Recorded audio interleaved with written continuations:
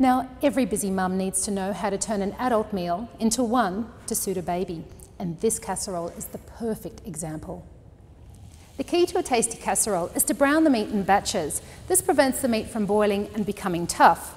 Now, you can do this in a non-stick fry pan. I've got here 800 grams of beef rump that's been coated in a tablespoon of olive oil.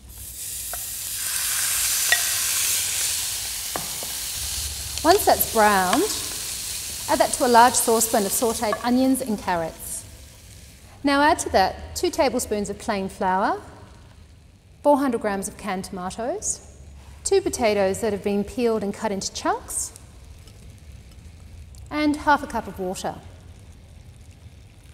Now give that a stir. Once that comes to the boil, reduce the heat to a simmer and pop the lid on and cook for about 1 hour and 15. Now the dumplings are just as easy to make. I've got here a cup of pre-sifted self-raising flour, and to that I'll add 30 grams of margarine. Now mix that all together until it resembles a crumble. Now add to that 1 medium zucchini that's been grated and the excess moisture squeezed out, and 1/3 cup of milk. Now mix that all together. Now divide the mixture into smaller dumplings, making a few mini ones for finger food and toddler meals. After 1 hour and 15, add your dumplings to the casserole and let that cook for a further 15 minutes covered. Now with some steamed veggies, the adults are catered for. Now for the kids. Red meat, it's full of essential nutrients like iron, protein and zinc. It's all important for healthy growth and brain development. Now in here I've got 1/4 cup of the casserole with 1/4 dumpling and some juices. I'm going to blend that until it's silky smooth.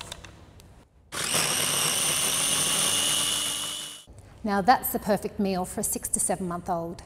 For a 7 to 9 month old, take 1/3 cup of casserole, some juices and 1/4 dumpling. Blend that until it's partially smooth, retaining some texture, which is really important for this age. With some mini dumplings and 1/2 cup of casserole in a bowl and some mixed veggies on a plate, this is a great meal for babies aged between 9 and 12 months to get stuck into with their hands.